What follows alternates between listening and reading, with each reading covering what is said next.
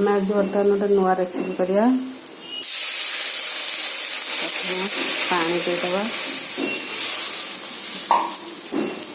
किए खाई गाँव रे जो चूना पका शाग हुए विभिन्न प्रकार शाग मिसिक अरुआ भजा अरुआ चाउल को भाजिक चूना करी गोटे चूना पका शाग हुए भारी टेस्ट लगे। मुझे से चूना पका शाग करी चलो देखिए। पानी देदेली बर्तमान मुठी सब प्रकार शाग काटिकी रखी ककड़ शाग खड़ा शाग सजना शाग तापर कनिष्ठ शाग सब प्रकार शाग काटिकी रखी आदर पड़े भेंडी जह्नी कखारू पड़े मो भेंडी आ कखारू पकई काटी जह्नी ना मो पकई ये अच्छे तादेह करवा चलते। पानी गरम हो फुटिलानी पूरा पानी फुटीगला सब प्रकार शाग को पकईदे तादेह देखते सब शाग को पकईदेली तादेह भेंडी कखारू भी पकईदेली भेंडी कखारू के काटिदेवा तादेह पानी तो देदेली तादेह लुण दबा एबे मु लुण देदेली उल्टे दिखरी घोड़े दबा एबे गोले दबा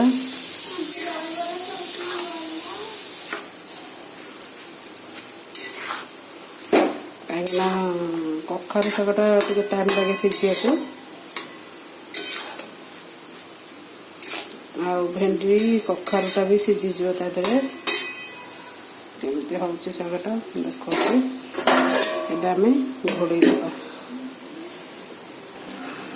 देखते चाउल गुंड कर रखी अरुआ चाउल को भाजिक गुंड कर रखी हो सीझीगला चाउल चना पकईदे अल्प अल्प पकईकी गोड़ेवा।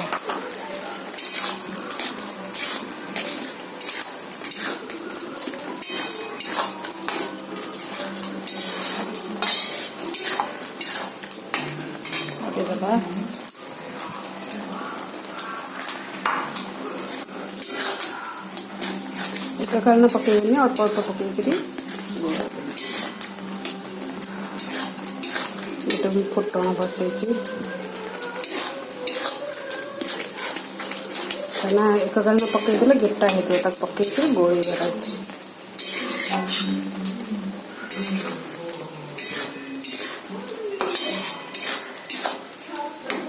होगला शागटा लसलसिया रुहे पूरा पूरा पानी नुह तो पूरा शाग पानी मरबनी एमती रही भल लगे। एबे आम बंद करदेली पूरा गैस को बंद करदेली फुटण बघरा देदेवा थर दे संगे संगे घोड़ेदेवा।